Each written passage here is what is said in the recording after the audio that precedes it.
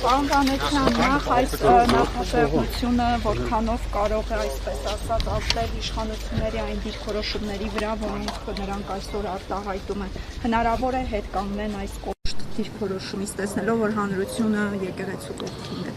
Անկեղծ ասած, ես շատ մեծ հույս ունեմ, որ տենց էլ լինելու է։ Ու եկեք ի սկզբանե տարանջատենք այսօրվա մեր հավաքի նպատակը։ Սա քաղաքական հավաք չէ, սա զուտ հավաք է ի աջակցություն մեր եկեղեցուն, հայ առաքելական Սուրբ եկեղեցուն եւ մեր վեհապարին։ Ուղղակի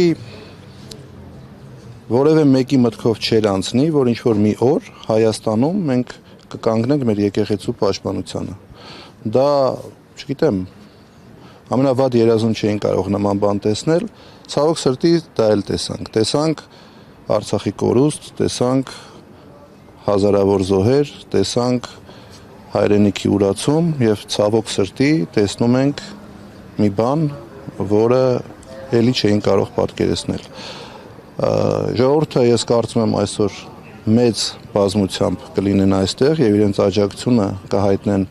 հայ առաքելական Սուրբ եկեղեցուն եւ վեհապարին եւ իշխանությունները նաեւ կտեսնեն, որ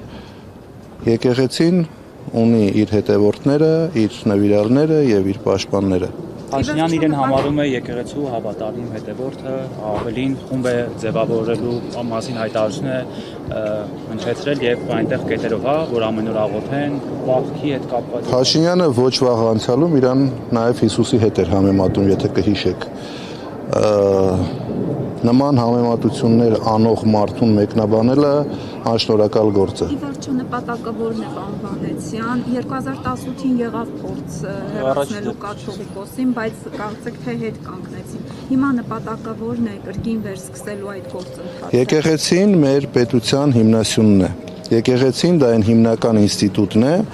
որը միշտ եղել է հայապահպանության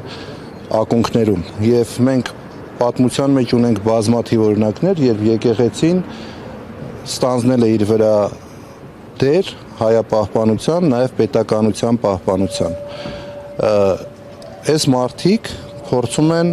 քանդել մեր պետության հիմքերը եւ ես կարծում եմ սա հերթական քայլերից է այս իշխանությունների, որով ուզում են քանդեն մեր պետության հիմքերը, որպեսզի մենք կորցնենք մեր ինքնությունը, մեր հավատը, մեր ամեն ինչը։ Պարոն Վանեցյան, ինչու իրավապահ համակարգը չի զբաղվում, ուժային կառույցները չեն զբաղվում Նիկոլ Փաշինյանի այս հայտարարությամբ, չէ՞ որ նա պետության ղեկավար է, որը չպետք է խառնվի եկեղեցու ներքին գործերին։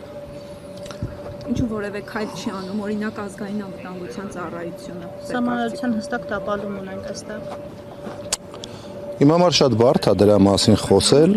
որովհետև դուք գիտեք, ես մշտապես իմ հրապարակային ելույթներում փորձել եմ չթիրախավորեմ իրավապահ համակարգին, մասնավորապես ազգային անվտանգության ծառայությանը, թույլ տվեք եւս այս անգամ թողեմ այս հարցը առանց մեկնաբանության։ Քաղաքացիական պատերազմ հրահրելու վտանգներ դուք տեսնում եք Նման վտանգներ իհարկե կարող են լինել, բայց ես կարծում եմ, որ բոլորը ողջամիտ կգտնվեն եւ նման քայլի չեն գնա։ Ես շատ շնորհակալ եմ, եկեք մի քիչ սպասենք, թող բոլորը գան, անպայման էլի կզրուցենք։ Շատ շնորհակալություն։